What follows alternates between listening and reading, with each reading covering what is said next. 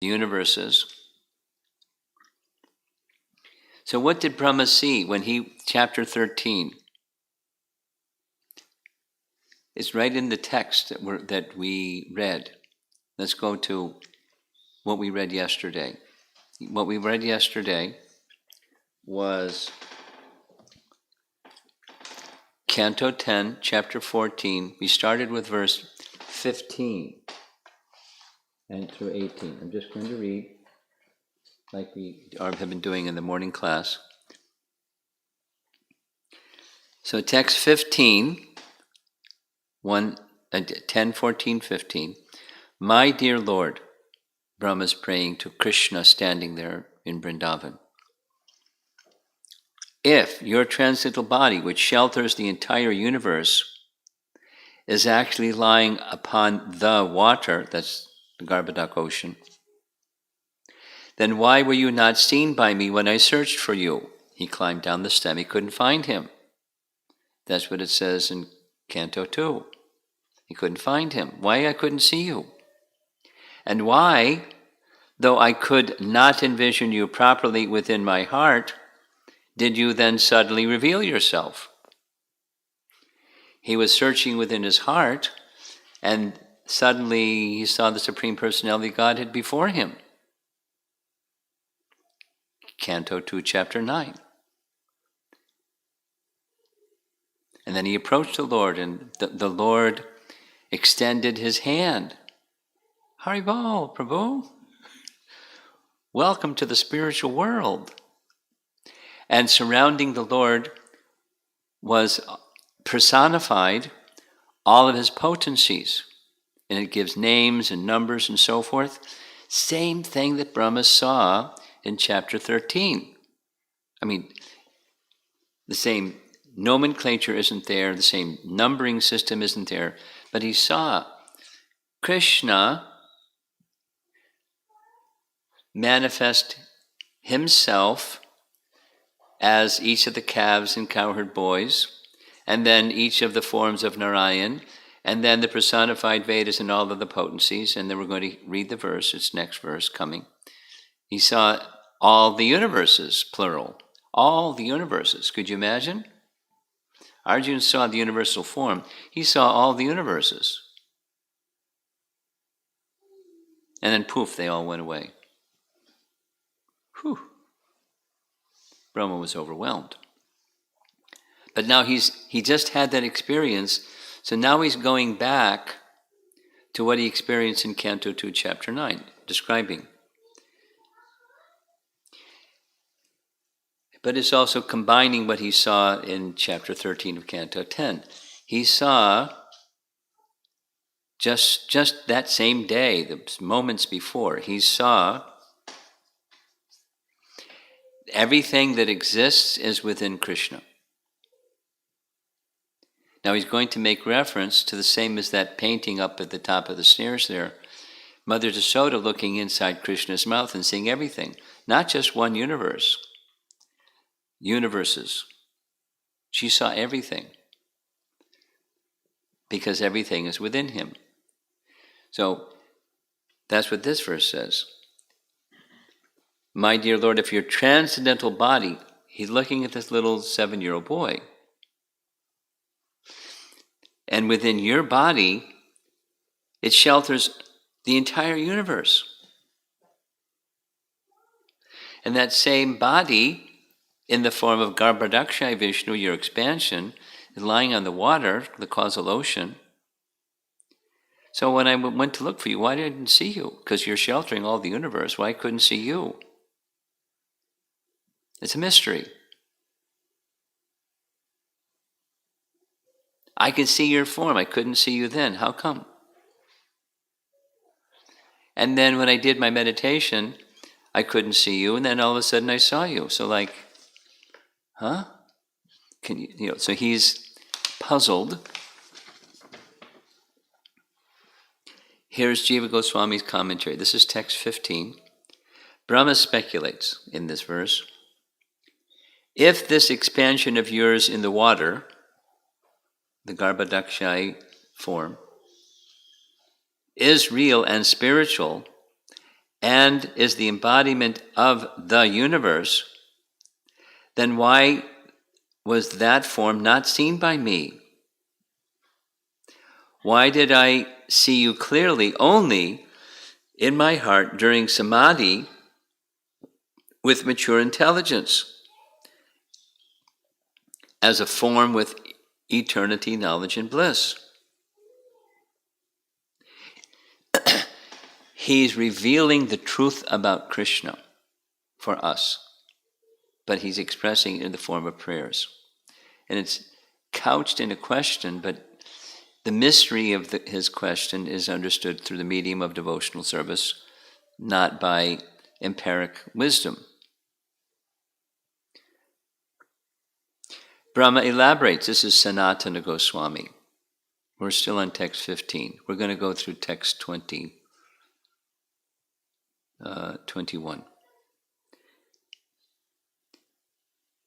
The true existence of the Lord. If you were situated on the water, why did I not see you by external vision? You appeared in my heart by following your order tapa tapa, only after long practice. But even then,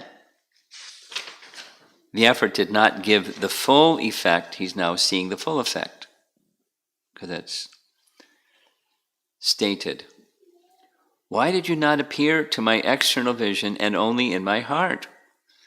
And you did not appear again. This implies that after the Lord gave benedictions to Brahma and disappeared, that's Canto 2, Chapter 9, Brahma performed meditation again, out of pain in separation, in order to see him, but could not even see him again in his heart, at least at that time. Now here he is again. So he's saying, this is a big mystery. That was text 15. 16. 10, 14, 16. So the key phrase in this 16 is Maya Damana. Brahma is exploring a philosophical question. What's real? And what's Maya, or illusion?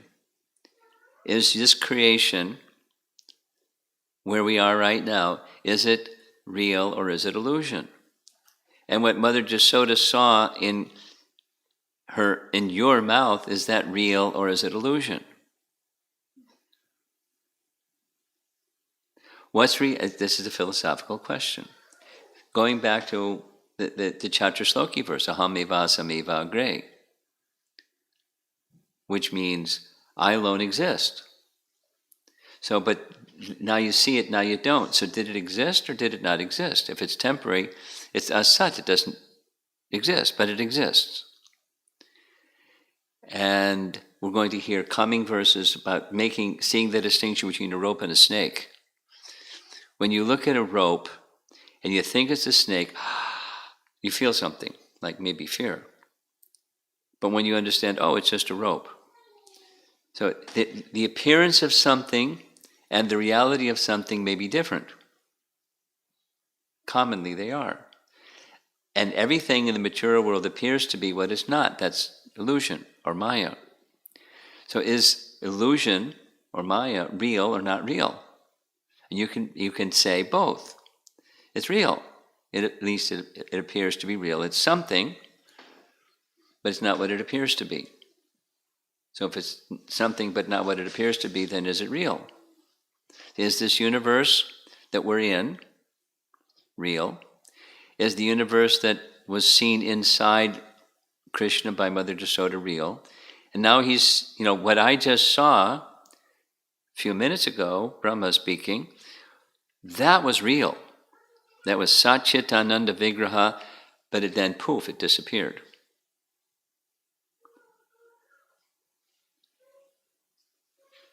So that's reality, and this world in which we are is not reality. How to understand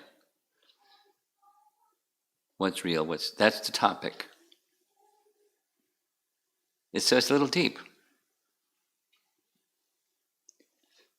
Text 16. My dear Lord, in this incarnation, you have proved that you are the supreme controller of Maya. There's the Maya word again. Maya Damana. He's the subduer of Maya. So he can't be influenced by Maya. Maya is under his influence. Although you are now within this universe, the whole universal creation is within your transcendental body. So is this universe false and what's real is what's in your body, or what's real in your body is false and this is real?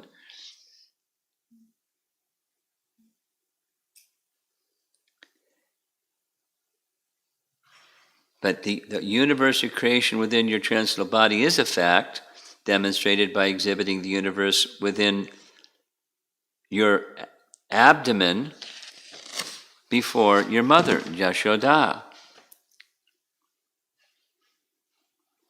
And then the commentary, the BBT purport, this Yogam Aishvaryam, or Mayatvam, the bewildering potency of the personality of Godhead. It appears to be real, but it's not real. It appears to be not real, but it's real. And your head spinning because it's the Lord's potency, His supreme bewildering potency. We discussed same message as in Bhagavad Gita chapter 9, text 5. Yogam Aishvaryam, behold my mystic opulence. I'm within everything, but I'm not within everything. Everything is within me, but everything is not within me. Upanishadic double talk, it's bewildering. And so, how to understand the truth about Krishna? This is Brahma.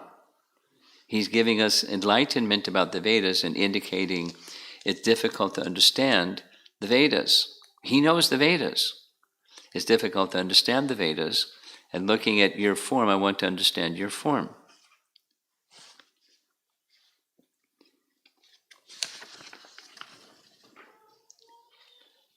Sanatana Goswami solves the riddle. The meaning is this. Though Yashoda experienced the world inside Krishna is real, then after not seeing it, it seemed like a dream or a magician's trick. Then there's the external world. She thought, well, maybe the external world is also just a dream or false. Because Brahma was omniscient and because the Lord gave him mercy at that time, he had perceptions of Krishna both inside and outside.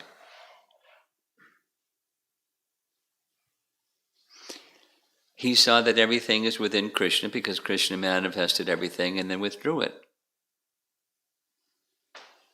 So everything is within Krishna and everything is outside of Krishna. But it's not separate when it's outside, it's not separate from him. And that's this is expanding the first of the Chaturshloki verses. Before creation, I alone exist. During cosmic manifestation, I alone exist. After annihilation, I alone exist. There's only one thing, Krishna, and the expansion of Krishna's potencies. And they're inseparable, as potent and potency are inseparable, and sometimes manifest and sometimes withdrawn. Sometimes by his internal potency, Krishna can manifest his internal potency that looks like the external potency and then withdraws it. It's simply the play with his energies. Whether it's the external energy, the internal energy, as he wishes, they act under his wish. But it's nothing but him. And therefore we have to say that it's real. But it is also temporary. I mean, we're sitting in a house. And there was a time when there wasn't this house. And after some time, there isn't going to be this house. So does this house exist or not? Well, it's temporary. It certainly exists. It's Krishna's energy. And his energy is configured the way that it's configured right now. The energy is his. The energy isn't created or destroyed. The configuration is temporary. So the world is temporary. But those forms that Krishna manifested before Brahma, they're his internal potency, not relying upon anyone other than himself to manifest all of what he manifested, including, we're going to read in just a moment, all the universes.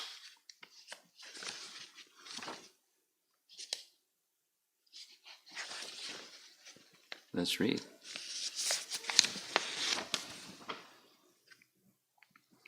Just as this is text 17, and this is all review from yesterday. Just as this entire universe, including you, was it exhibited within your abdomen when Mother Jasoda looked inside Krishna's mouth. Mother Jasoda saw this universe and all the universes, including Krishna, within Krishna's mouth.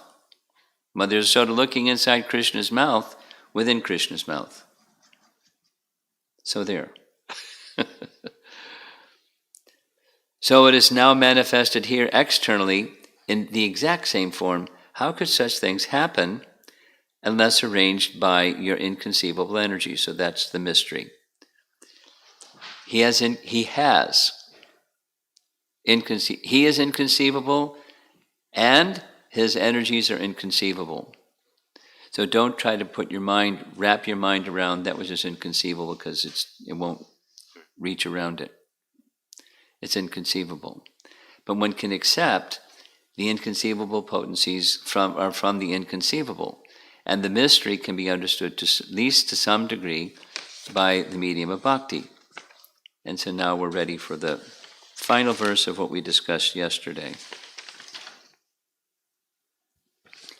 This is now repeating what he saw in chapter 13. Have you not shown me today that both you and everything within this universe is manifestation of your inconceivable potency? First, you appeared alone. This is the verse spoken by Brahma. Then you manifested yourself as all the Vrindavan calves and cowherd boys. Next, you appeared as an equal number of four-handed Vishnu forms who are worshipped by all living beings, including me. And after that, you appeared as an equal number of complete universes. Finally, you have now returned to your unlimited form as the supreme absolute truth, one without a second. Mind-boggling. But it's the ahameva agre.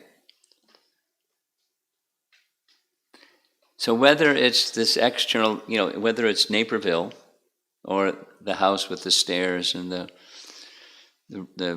rooms and the doorknobs and the windows, and whether it's micro or macro, this universe comes and it goes. It's Krishna. It's part of Krishna. It's a category of Krishna's inconceivable potency. What Mother Jasoda saw inside Krishna's mouth is part of his inconceivable potency in a certain category. It's all within him. And then sometimes it's manifest outside. And it looks the same in him as it does outside. Not only the blueprint, or it's kind of like subtle within him, it's within him. The whole thing. When Brahma saw these different potencies of Krishna manifesting around each Vishnu form or Narayan form, it includes all the elements, the Sankhya elements. personified, worshipping Krishna. Mahatattva, worshipping Krishna. Time, karma, guna, swabhava, worshipping Krishna. And those are things that make up this universe. In that spiritual position, worshipping Krishna. So that's what, we don't see the worshipping Krishna part because we're deluded. We don't see the connection of all things with Krishna, and that's our problem. We see things disconnected from, that's Maya. They're not disconnected from Krishna. But we don't see that connection. And that ignorance is the root of our suffering. So now we're going to, so just step back, take a deep breath. This is explaining the first verse of Srimad Bhagavatam. This is explaining the Chaturshloki verse of Srimad Bhagavatam. This is explaining Brahma's experience in Canto 2, Chapter 9.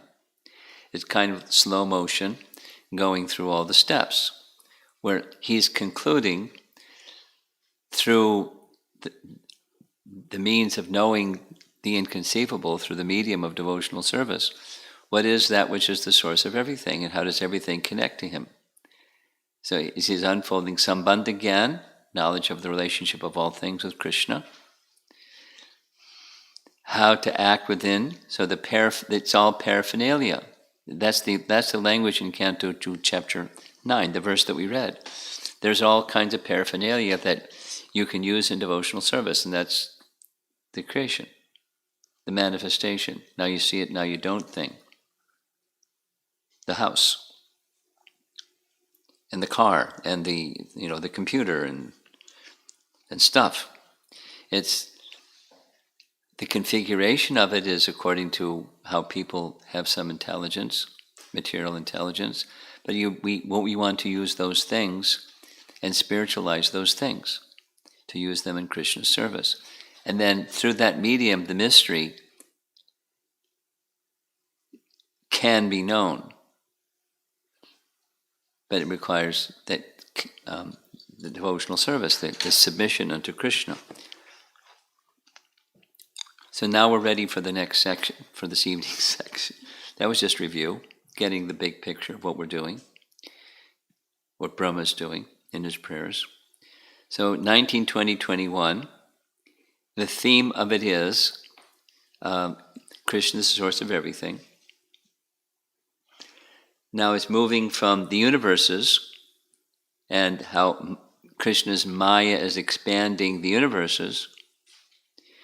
Now it's going to go to his incarnations, the guna avatars in verse 19, Leela avatars in verse 20, and then the kind of little conclusion of this section, text 21. He's, in text 21, he's calling or addressing Krishna by different names, and concludes, no one can understand the mystery of how your spiritual energy acts. That's the conclusion of this little section. Again, the word mystery, and it's not because it's said in the earlier part of his prayers that we covered, 1 through 8. Jnane prayasa udapasya namanta eva. One should give up the speculative approach. The mystery won't be solved by speculative approach. And so he's concluding here the same. No one can understand the mystery of how your spiritual energy acts. But he understands, at least to some degree, because he's part of utilizing that spiritual energy. He's the creator. He's got to understand how his spiritual energy acts to build the universe. Otherwise, he wouldn't be able to. But he's lapsed into this position of apparently forgetting what he already knew. And he's just marveling at Krishna, the source of everything, and how his energies work, and then how he enters into everything that he expands, his universe. Guna avatars, Leela avatars, and his Paramatma feature, it's mentioned in 21. So that's 19, 20, 21. So everybody that knows a little something about Vedas, they know Brahma, Vishnu, Shiva. I mean, kids in American schools, the Hindus believe in Brahma, Vishnu, Shiva. They know that. I mean, what it represents, they don't really know, but the guna avatars.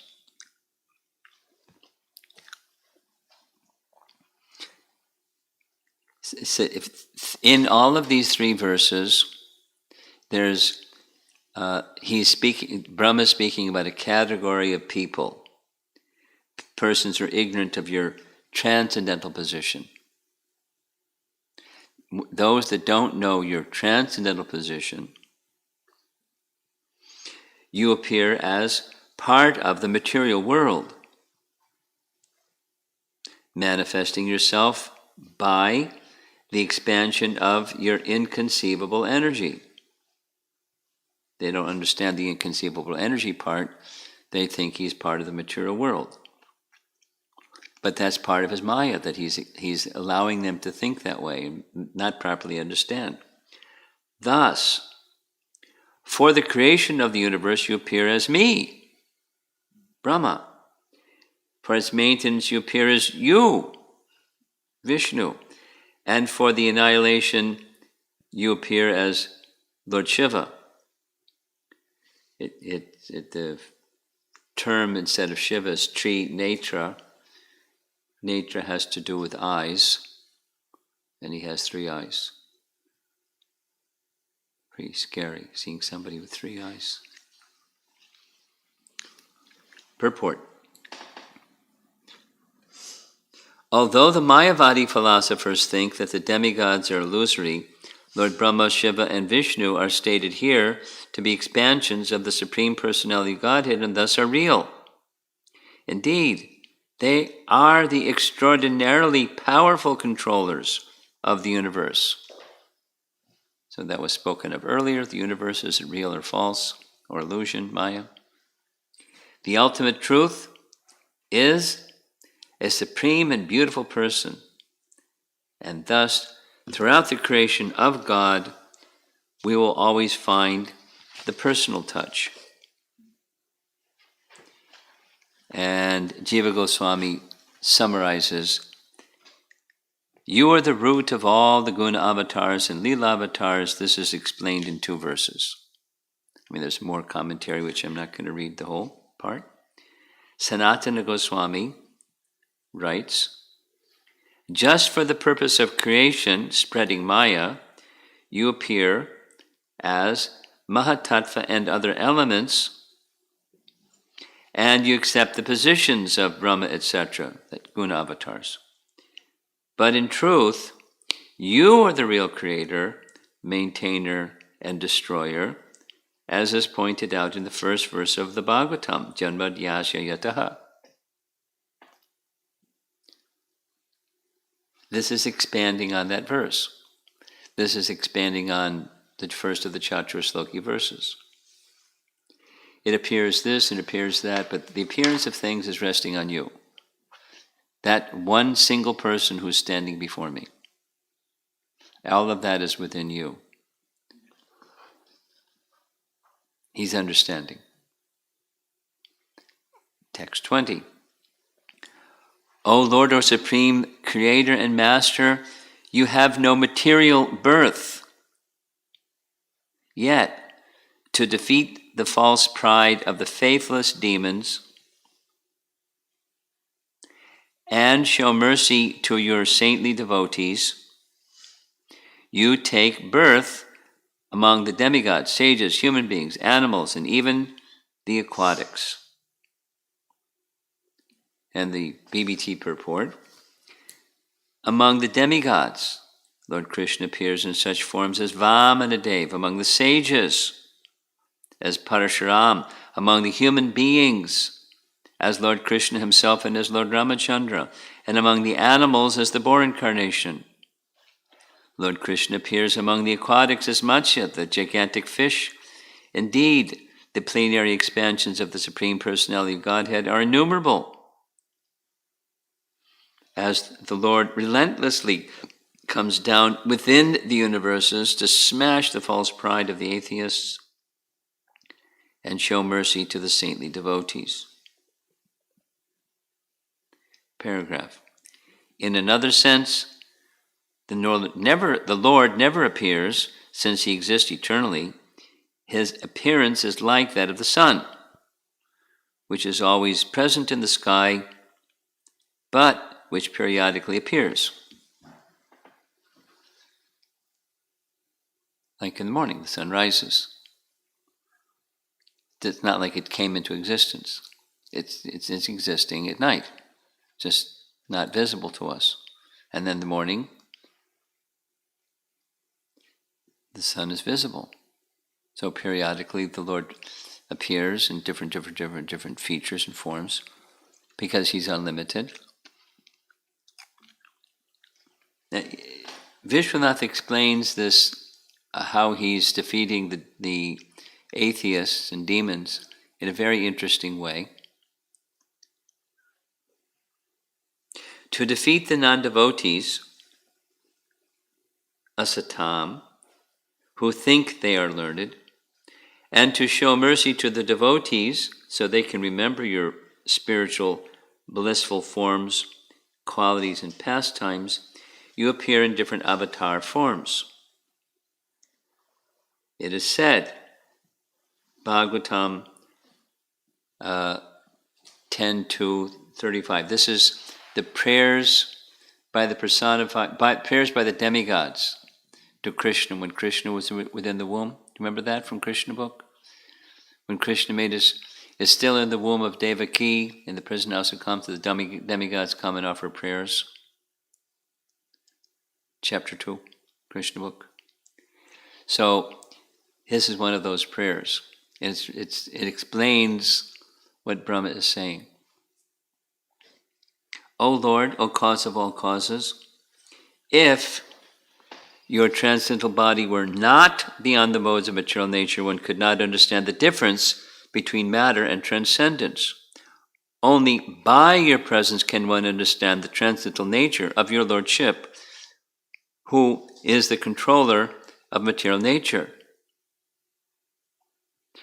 Your transcendental nature is very difficult to understand unless one is influenced by the presence of your transcendental form. So how are we going to understand what's beyond the temporary if we don't have experience of what's beyond the temporary? Pretty reasonable. So he makes his appearance and one can understand the distinction between temporary and not temporary. What's within this temporary realm, what's beyond it. It's not kind of like the sun is needed to see the distinction between darkness and light. And other forms, like there's electricity. We have some lights on in the house. But what's electricity but a transformation of the energy of the sun by different means. The light at night, electrical lights, are nothing but a transformation of the energy of the sun by various technologies or methodologies. We need the sun to have light. We need to have Krishna's presence in order to understand the distinction between the temporary and the eternal. To understand transcendence, we need Krishna's presence. That's what the demigods are saying. That's what Brahma is saying in this prayer, text 20. You appear to defeat the atheists, but also you come to please the devotees. And here's Sanatan's, well, the whole thing is really nice. Here's Jiva Goswami, and then Sanatan Goswami, and we're done.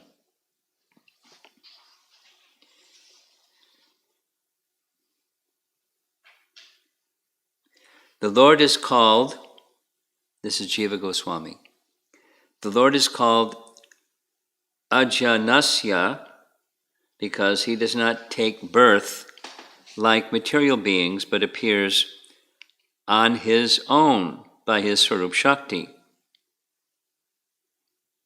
only for protecting his devotees, just like what Brahma saw just some short while ago. In chapter 13, he saw the Lord, then he saw the cowherd boys and calves, and then he saw the forms of Vishnu, and then he saw all living beings worshipping Vishnu, and then he saw all the universes, plural, unlimited universes. And then poof. So they were coming from his Swarup Shakti. Spiritual manifestations of his Swarup Shakti. He is not attached to material activities. That is described in this verse. O Lord, O controller, endowed with inconceivable energy, who appears as unlimited avatars. And in his commentary on the previous verse, that's text 19, Sridhar Swami says that verse answers the objection.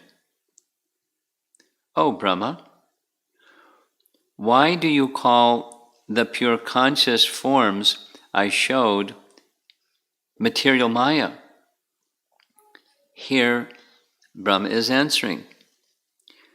Your manifestations of guna and lila avatars are related to an independent Maya with special functions. That independent Maya is a Swarup Shakti, or Yoga Maya. This means that the Lord reveals his forms of Shuddha Sattva, different from matter, by his independent Maya, or Yoga Maya. In those forms, Lila Avatar, Guna Avatars, it is not overcome by material Maya. So like Brahma becoming bewildered, it's not Vimohan Lila, it's the Lord's internal potency acting to give us this opportunity to understand his glories through the mouth of Brahma. By complete unity with pure consciousness, because of pure Shuddha Sattva, his, Krishna's form, is everything.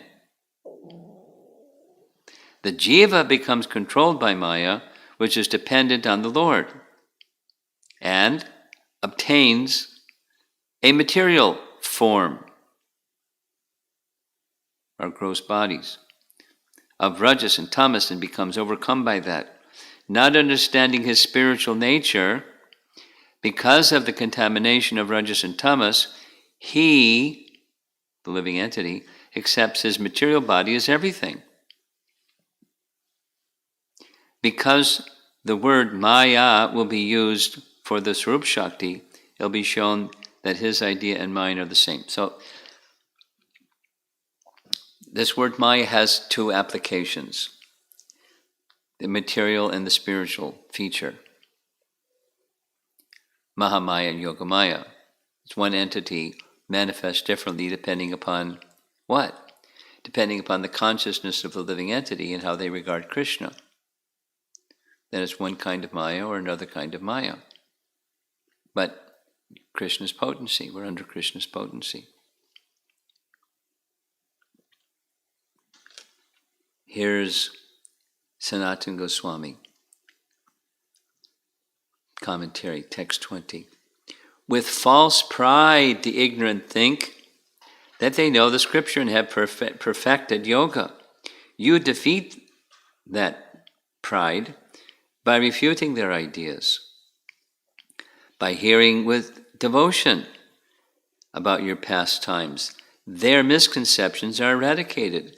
Not only do you appear to defeat the proud, but to please the devotees. For the devotees, you defeat the idea of the ignorant. Establish proper dharma and reveal your sweet pastimes. Why do you show your mercy to the materialist? O Supreme Independent, how can their evil desires be destroyed? O Capable One, there is nothing that you cannot do. O Manifester of the Avatars, you are suitable for these purposes mentioned as an avatar. So he's accomplishing many things through his spiritual potency. And then finally, last verse for this evening. This is a little philosophical, yeah? But he's explaining a very fundamental how to know Krishna message. Everything comes from him, and it's inconceivable. So this is the final verse. Oh, Supreme Great One. Oh, Supreme Personality of Godhead. Oh, Super Soul Master of all mystic power. Your pastimes are taking place continuously in these three worlds. But who can estimate where, how, and when you are employing your spiritual energy and performing these innumerable pastimes? No one can understand the mystery of how your spiritual energy acts. It's a mystery, and mysteries are solved by Sherlock Holmes, right? They're solved by devotional service. And otherwise it remains a mystery. But the mystery is in devotional service. Devotional service is very mysterious. Gosh, here we are, coronavirus thing, and we're hearing Srimad Bhagavatam. And a little bit puzzling commentary or explanation of Brahma, the most intelligent being, explaining the foundational message, one of the important foundational messages of the whole Srimad Bhagavatam, through his direct experience and our commentators giving their explanation of Brahma's experience, of what he's saying. And here we are sitting in the pandemic and somehow making our way back to Godhead just by sound vibration. It's not so easy to understand. And so what do? We just keep hearing it, and gradually, because it's important and we're eager to try to understand it slowly, we'll start to understand it. I'm going to conclude just by reading some paragraphs from commentators, and then we'll see if there's discussion. This is Vishwanath. You were born as Krishna to relieve the burden of the universe, and you appeared as Rama to kill Ravana. As the white, red, black, and Shama avatars, you institute religion. The purpose is not to defeat the false Gyanis. Actually, no one can fully understand where you will appear, the purpose, the time, the number of appearances that you will make. Unlimited Lord, cause of all causes.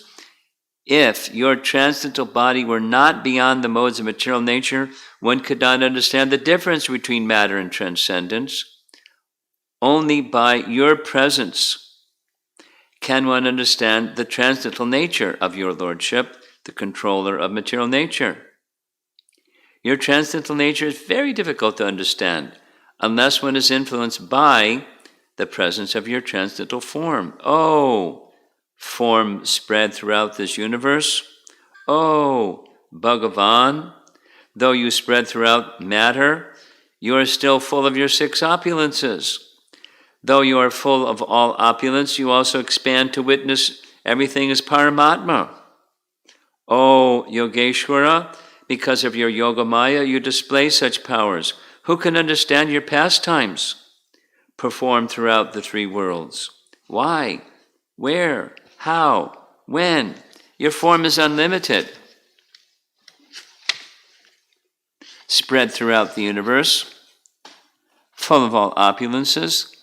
It is not material, but everywhere in the three worlds. How is it possible to satisfy simultaneously all of your devotees at all times with pastimes? This can happen because of Yogamaya. By your inconceivable energy, Yogamaya carries out the work of presenting various pastimes to various worshippers at the suitable time.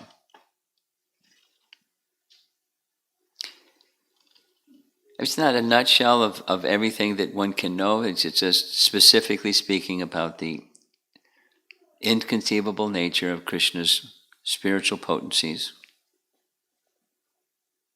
and how Brahma is marveling at it. How wonderful is Krishna. Here's Jiva Goswami. After describing everything, Brahma is now speaking with respect. O Unlimited One, O Supreme Person endowed with all powers, Bhagavan, O Soul within all beings and the cause of all beings, Paramatma, O Lord, spreading yourself over all time by your innate power of yoga, Yogeshwara. Who knows how or when your pastimes will occur? You alone know the location of all the unrestricted pastimes, since you are unrestricted. You alone know how these pastimes take place, since you are endowed with all powers, Bhagavan. You know the quality of these pastimes, since you are Paramatma. You know when they will occur, since you spread over all time, Yogeshwara. The cause of all this is Yogamaya, your great Swarup Shakti.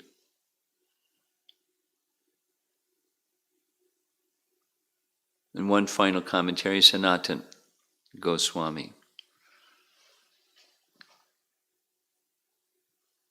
Question.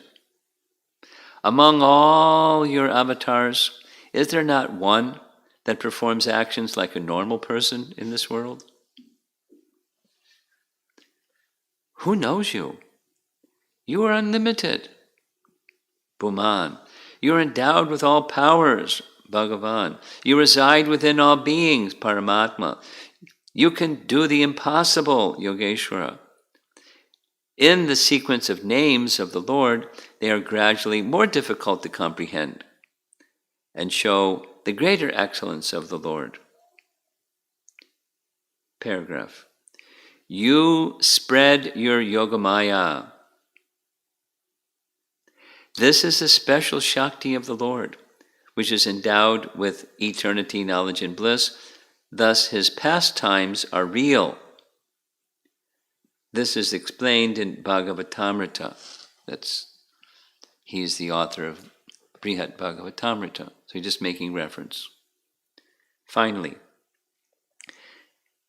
since he's saying this is the conclusion. Since the Lord is inconceivable, his pastimes are inconceivable. The ignorant must surrender to your devotees for gaining knowledge of your pastimes. By this they are delivered, and by nothing else. So that's this Sarahasyam, or the mystery of devotional service, which includes the paraphernalia. This Sarahasyam is translated in Canto 2, Chapter 9, Text 31, as paraphernalia. So what's paraphernalia? In a broad sense, paraphernalia is that which is in relation to Krishna. The phrase is tadiya.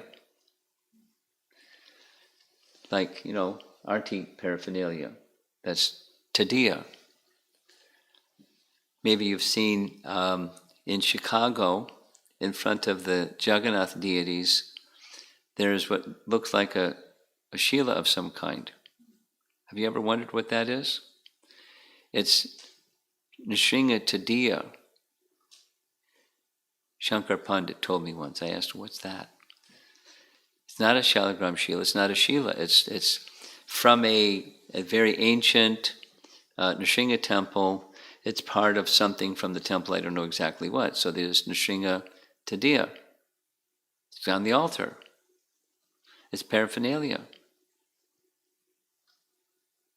And the paraphernalia of the Lord, His Sadrahasyam, it's worshipable and meant for His service.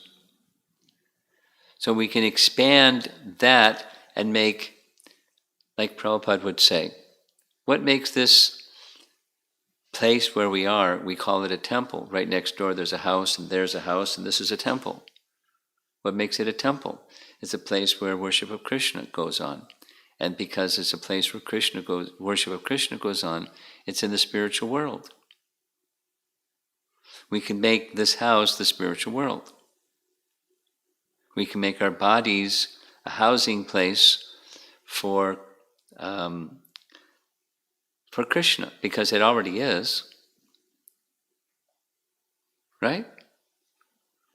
Krishna is within the heart, right? When you put on tilak, what's the meaning? When you're putting on tilak, Prabhupada explains, it means the body is a temple of God. Om Keshavaya Namaha. It's just clay. And now, we're saying the mantra, and it helps us remember Krishna is within the heart.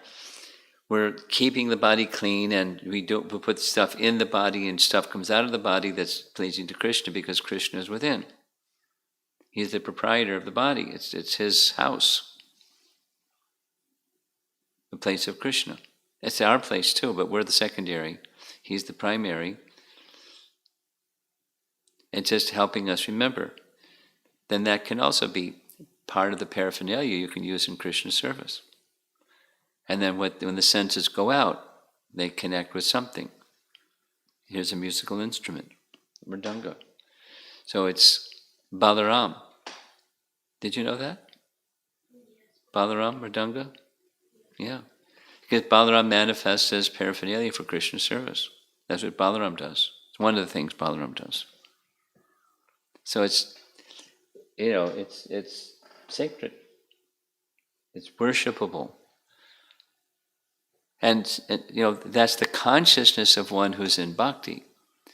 The world is, for the materialist, it's something else. It's up for grabs. And exploit it.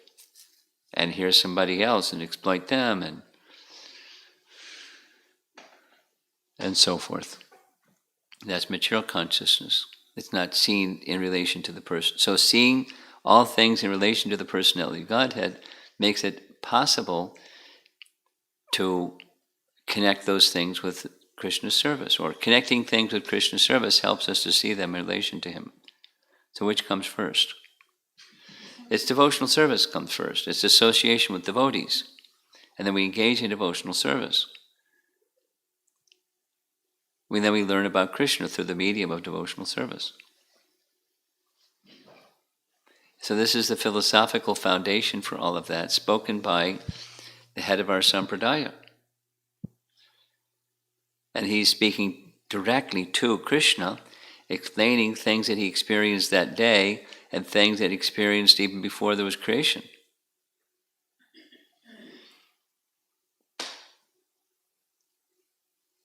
Recognizing it's very mysterious. And only you know, and to the degree that you're connected to Krishna, then you can know something. And otherwise you won't.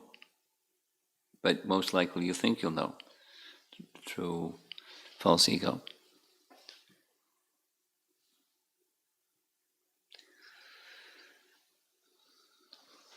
Pretty deep. That's part of Brahma's prayers. We've been going over that recording, and it covers the topic very nicely. It's very clear. And then you start going a little more deeply, and wait a minute.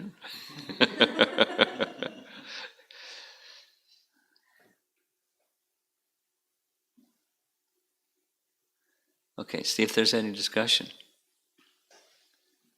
It's after 8 o'clock.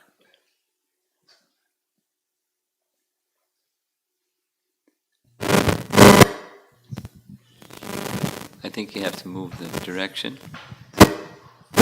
of the speaker.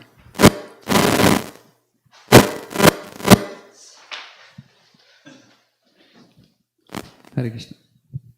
Hare Krishna Maharaj. So apparently Brahma had a spiritual question in the first canto, early on, and he had to wait until Krishna appeared to clarify the question. That's a long wait. Well, he got essence in Canto 2. He got the essence. And he's very intelligent, so he got the essence. But now he's going into detail, yeah. Long wait. My question is regarding temporary and spiritual. How Krishna manifested the vision for Mother Yashoda. So I think if I understood correctly, you were saying it's not temporary, it's not Maya, it is actual vision, the reality. I was only reading commentary, so you say I said. It's just, okay. Now, how do I understand the difference between material and spiritual? Because while we are temporary, I'm just trying. This thought just came to me as I was. Yes, a nice topic. So, what we are eternal, meaning as a spirit soul, we are eternal, and the universe comes into existence, and while we are in the material world, it comes into existence and it unmanifests. Yes. In one sense, it's eternal too. Yes. Yes. So here's a really simple answer to this dilemma. Spiritual means seeing in relation to Krishna. Material means not seeing in relation to Krishna. So here's a table, and today it's a table, and yesterday it was something else, and tomorrow it's going to be something else. After it's demolished, it's going to be something else. So, is it a table or is it not a table? Well, it appears to be a table, and it has a function. But what is it? Earth, water, fire, air, and sky. In a particular configuration, which we call now table. Somebody took, those elements and put it together this way. So before it was something else, and now it's table, and then it's going to be something else. But the elements are eternal, and the function is table. It gets into a philosophical discussion because that's the nature of the topic that's being discussed here.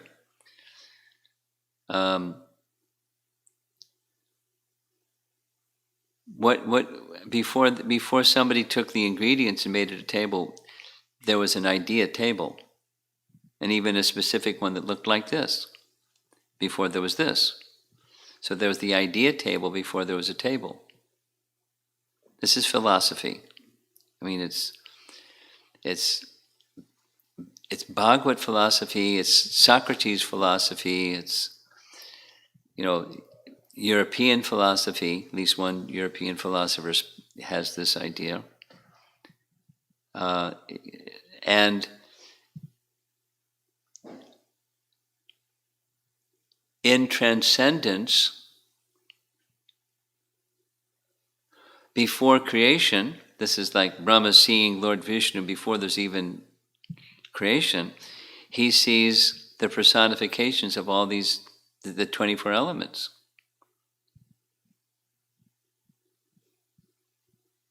Etc. And everything else. And everything else. Because everything has its spiritual counterpart. This we discussed yesterday evening. There's a spirit. So now there's the spiritual counterpart, and then there's its reflection here. So is the reflection real or not? Well, it's a reflection. And in that reflection, so there's a table. And now you see it, now you don't. It may be passage of time, because that's another one of the elements that's there in the spiritual realm, is time.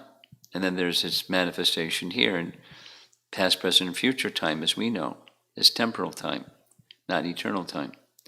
So this is Sankhya philosophy, helping us to understand what's the nature of reality. the nature of reality is everything is resting on Krishna. And there's the temporary manifestation through inferior potencies, and then there's the eternal manifestation through spiritual potencies. And the spiritual potencies can be manifest in replicas of this material form, or the material form is a replica of the unlimited variegatedness of the spiritual realm. Either way you want to look at it. But they're all resting, it's all resting on Krishna. So now back to the question. Was Mother Jasoda, or the Acharyas are saying, what Mother Jasoda saw inside Krishna's mouth is real. That is, everything rests in Krishna. And she saw it. Krishna disclosed that to her. Everything is resting in Krishna. Spiritual and material, as everything is resting in Krishna.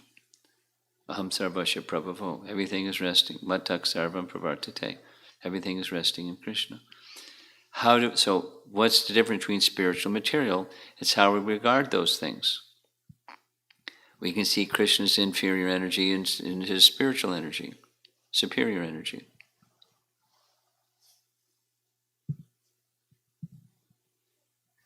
It depends on our consciousness, how we see things. Like the Uttama Adhikari sees everyone's engaged in Krishna's service, the Madhyama Adhikari sees differently, and the Kanishta Adhikari sees differently, and the materialist sees differently, based on consciousness. But the highest is everything is in relation to Krishna. That's spiritual, including the house, including things that come and go, temporal, because it's Krishna's energy. It's in relation to Krishna. So that, what's material, spiritual? Remembering Krishna, forgetting Krishna. Seeing things in relation to Krishna, not seeing things in relation to Krishna. So Sankhya allows us to see things in relation to Krishna. It's a philosophical basis for devotional service. Sankhya doesn't just stop with analyzing, it's then fixing the mind in meditation and then engaging in devotional service. That's Sankhya, that's what Kapila teaches, Sankhya philosophy. It doesn't just stop with philosophy. It's devotional service. Does that answer your question? It's like it answers, Maharaj. Okay. Now, my thought just came like when Arjuna saw the universal form, he saw its relationship with Krishna. Yeah. Now, when Duryodhana saw a similar universal form, he couldn't connect it. That's the difference. Yes. Others could, and some could not. It was a partial universal form, and he couldn't understand. He thought that he's a mystic, and that's so big deal.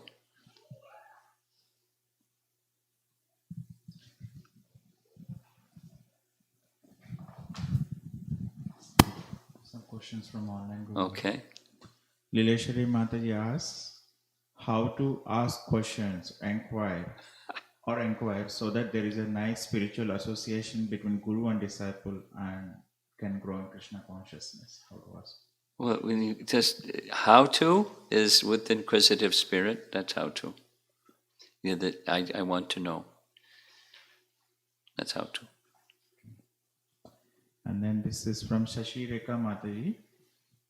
In Bhagavad Gita, in introduction, it's being mentioned that Prakriti is eternal. And while in Bhagavatam, I read Prakriti gets created by the glance of Mahavishnu. Prakriti doesn't get created. Prakriti manifests from an unmanifest state, but it's eternal. It's just a different state, a manifest and unmanifest state. Not created. Doesn't like it come. It's like this example of the sun. It doesn't come into being when the sun rises. Prakriti doesn't come into being by the glance of Vishnu. It manifests from Pradhan. Sure. And then Radhakunj Bihari Prabhu asks, is the Vishwarup Darshan only for human like Arjuna and Yashoda, or do spiritual entities also get to see in the spiritual world? Not in the spiritual world. Spiritual, it's a form of Krishna, and forms of Krishna are viewable by people who are qualified to see. But it's in the universal form is in the temporal realm. It's of the universe. It's not in the spiritual world. And Vajeshwar Prana Mataji asks in follow-up to Lila Srimati's question, how does a disciple know that spiritual master is pleased? Understanding that Guru and Paramatma is same, so Guru will know from within how disciple is doing.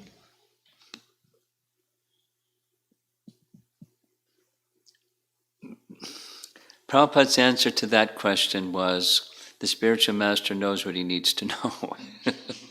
It's not that the spiritual master is super soul and he knows everything. Press a button and you can know everything because he knows everything. He knows what he needs to know. And how does he know what he needs to know? Super soul indicates, or Prabhupada said, or he receives some indication from something that Krishna supplies. He gets the understanding he needs to know. Don't think of the spiritual master as super soul. That's a misunderstanding. He's not omniscient. And Radhati Mataji asks question, did Nanda Maharaj and Mother Yashoda know about Krishna being Vasudeva Maharaj's son? If they did not, then my confusion is, why did Nanda Maharaj allow Krishna to stay back in Mathura after he killed Kamsa? What was Nanda Maharaj's reaction and feelings? See, read the first part again. It wasn't clear. Did Nanda Maharaj and Mother Yashoda know that Krishna was the son of Vasudeva?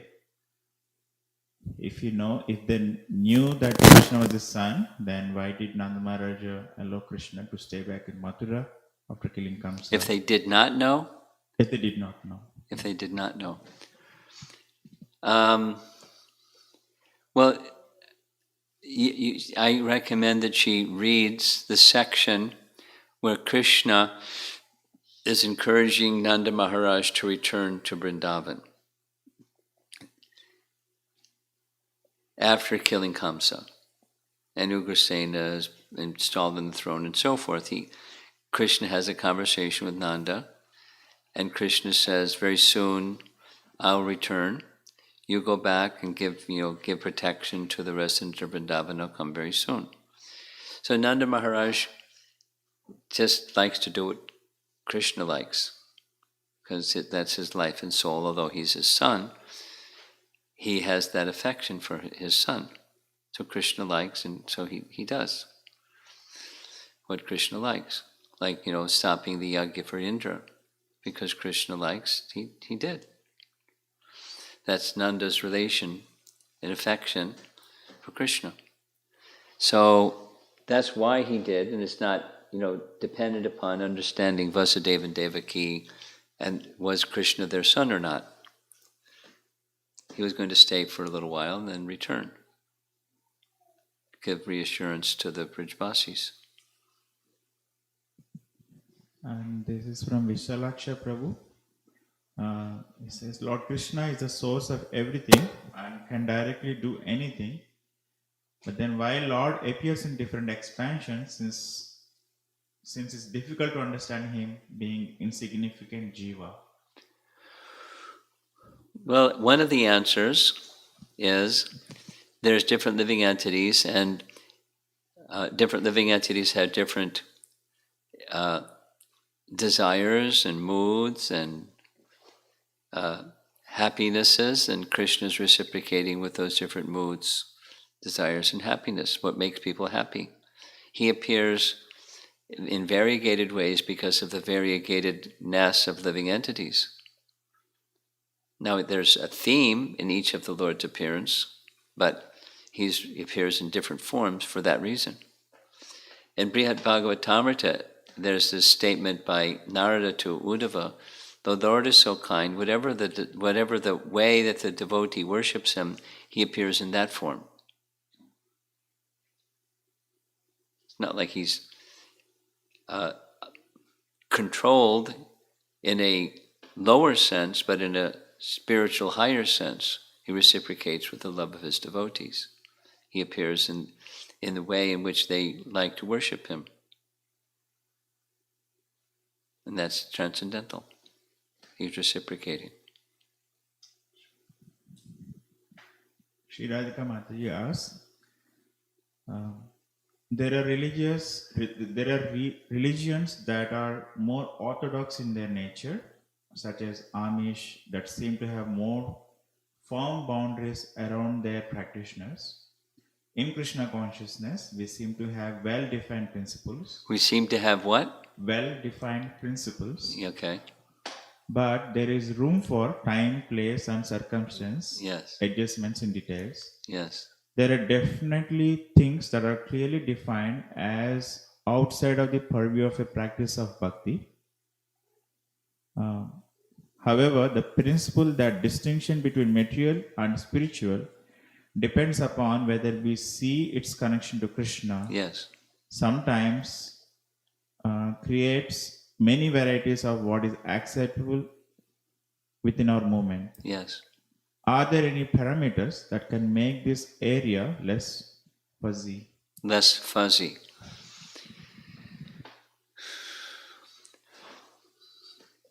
Well, there's this language amongst Vaishnavas of form and substance. And I just watched this movie. By the way, listeners, the movie that Yadubar and his wife produced, Hare Krishna, it's the story of Prabhupada's life. It's now accessible online. You can go find it and you can view the whole thing. I just viewed it twice. And there's a television interview, it looks like, a video, a clip, and someone was asking Prabhupada different religions, and Prabhupada's answer was, it doesn't matter. The essence is love of God, and that which teaches you and brings you to the position of love of God, that's what's important. So the fuzzy, less fuzzy, if it requires understanding not form but substance. So boundaries may be seen as form. And of course, to some degree, we have form. We have tilak and, dhoti and sari and so forth and so on, but that's not the essence. That's not how Prabhupada started the Hare Krishna movement. That's not how he expanded that. But so, and musical instruments, mridanga, kartal, harmonium. But one can use any musical instrument. So the form is not the essence, and it's an emphasis for Hare Krishna movement is the essence, not the form is the essence. They're different. We accept an expression of form because it's conducive. But, to get the less fuzziness, when form may look like this and may look like that, what's really important is the essence. An example that comes to mind is Pundarik Vidyanidhi meeting with Gadadhar Pandit. Gadadhar Pandit, since childhood, he was very renounced. And when he saw Pundarik Vidyanidhi, looks like, yikes, I'm out of here. Let me get out of here. Why did my friend Mukunda bring me here? Because this man is a sense gratifier. But that was the form, not the substance. The substance became recognized when the Bhagavatam verse was recited and he went into a swoon. Because the substance is the substance. So to get less fuzzy by putting strictures on form,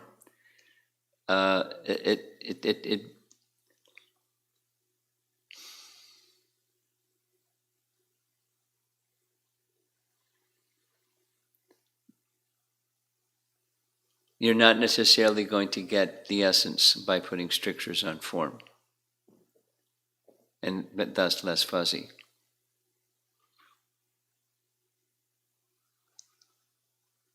So it's going to have a fuzziness, form-wise. But when you contact a very elevated devotee, whatever the form looks like, it's an elevated devotee, like Pundrik Vidididi, for example. There's variegatedness. Look at Sudama Brahman, who was a pauper, and look at Maharaj Ambarish, who had opulence like Vaikuntha, or someone that may not be very good looking. This is directly described in Nectar of Instruction. So form doesn't create less fuzziness. Essence is our goal, and that's where there's less fuzziness.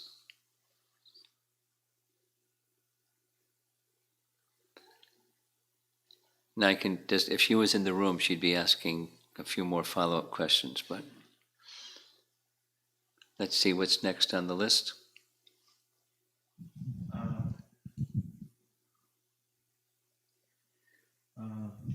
This is from Sasi Mukhi Mataji.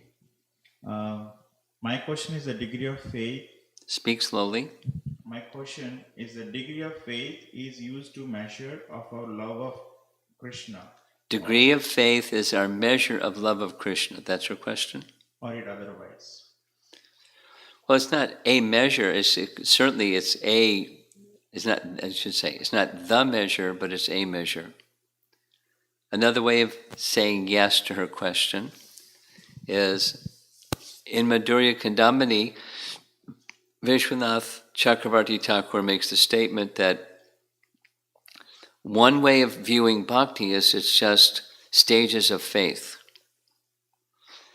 And the topmost stage is prema, and the beginning stage is preliminary.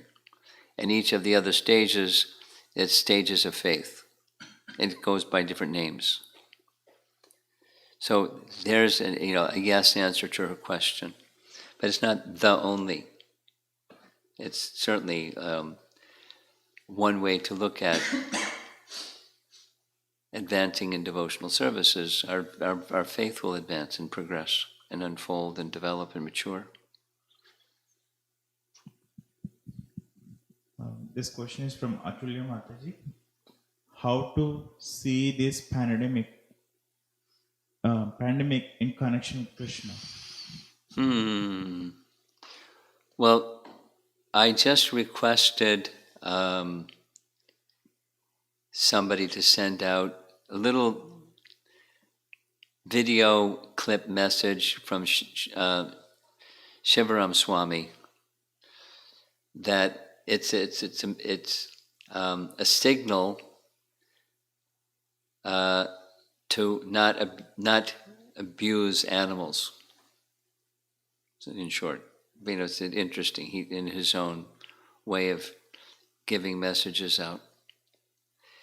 It came from contact with animals.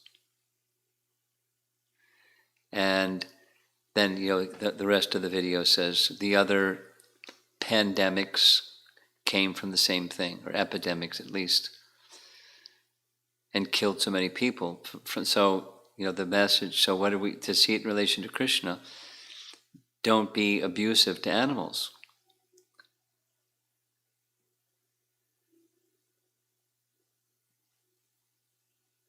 That's it?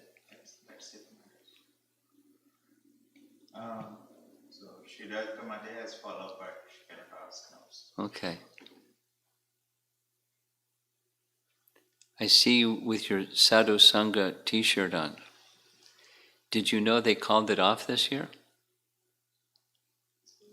They called it off. Govindacharan canceled. I was told. He didn't tell me that. Somebody that knows him, because the pandemic. Now, how to see that in relation to Krishna? You're gonna have to have sadhu sangha in your living room. Learn different ways of hearing kirtan and participating in kirtan and associating this way to somebody that knows how to make the technology work. See, there's some advantage to immersing yourself in technology. Yeah. One question. Yeah. Actually, a follow-up to Sri Radhika Mataji's question. Oh, Because I've been burning to ask this question, and luckily she asked. Okay. Yes, especially in my service, I deal with a lot of children, so I tend to put a lot of liberal views.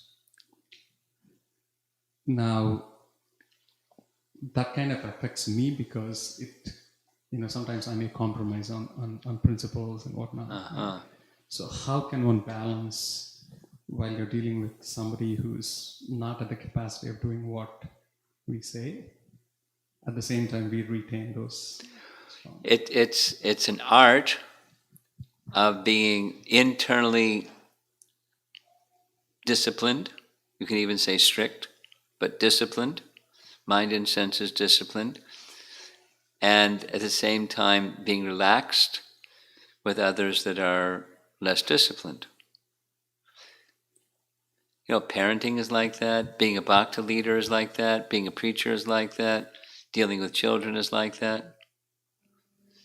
Because they're less disciplined. So you're connected, and you set a standard. You're not imposing that standard artificially on others, but you're protected because you're connected.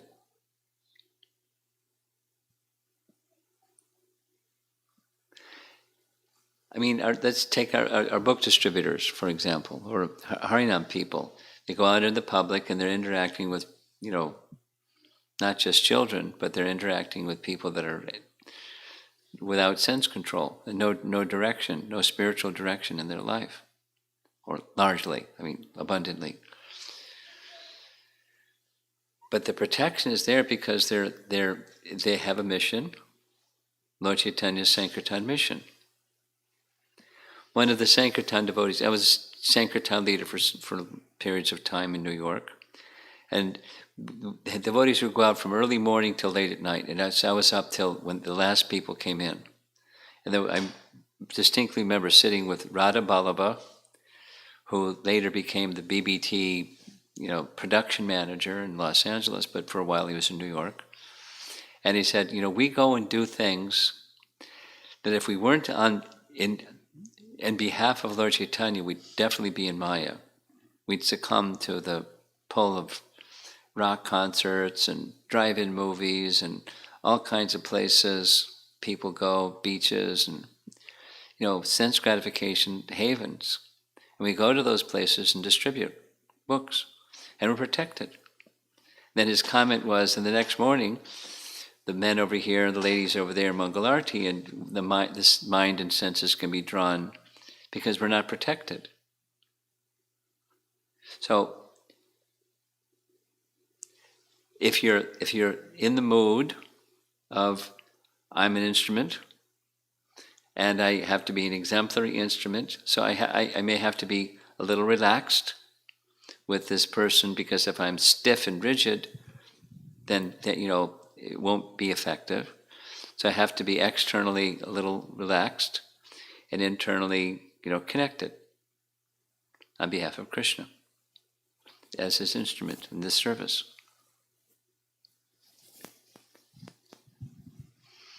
It's easier said than done, but the solution, or there's protection. If you're acting as an instrument on behalf of, and you understand the instrument requirement at this time is this.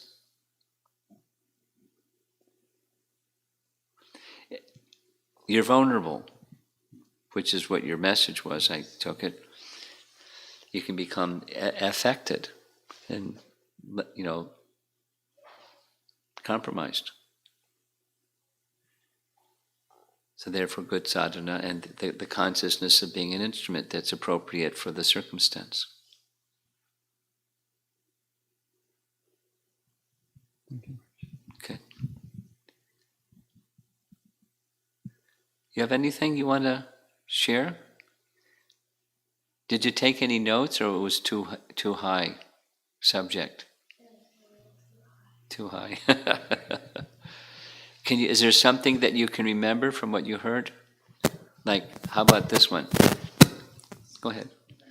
Krishna is the source of all Guna avatars and Leela avatars. You know the difference between Guna avatars and Leela avatars? Oh. You know what guna means, right? Modes of nature.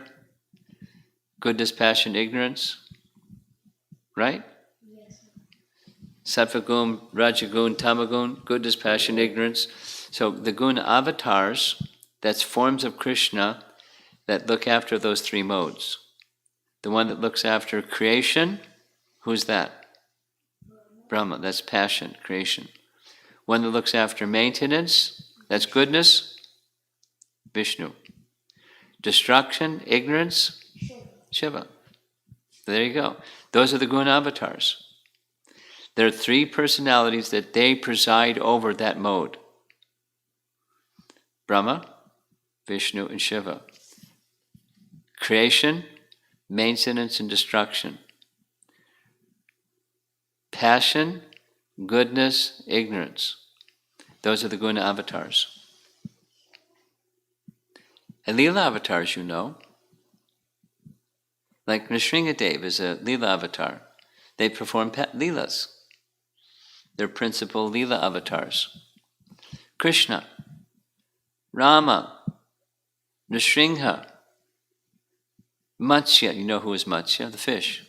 Kurma, the tortoise. Varaha, the boar. These are all Leela avatars. Parashuram, Leela avatar. These are Leela avatars.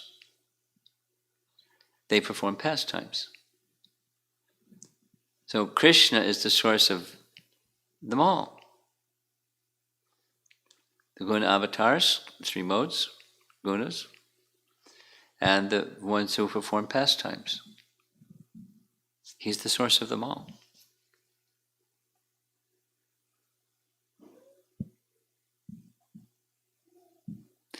That means all of that which they are all within Krishna. And then we had this nice discussion about seeing inside the mouth of Mother Jasoda. Mother Jasoda seeing inside the mouth of Krishna. And she saw everything within Krishna. Everything is within Krishna. So is that real? Or are we just hallucinating? It's real. Everything is within Krishna.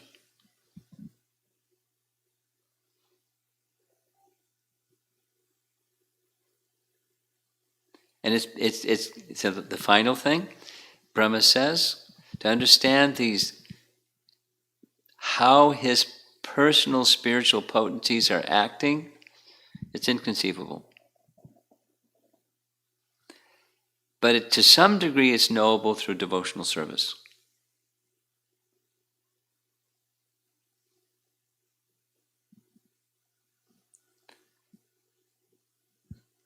So those are some takeaway points for you, although you didn't take any notes because it was too high. Okay, Hare Krishna. Prabhupada ki jai.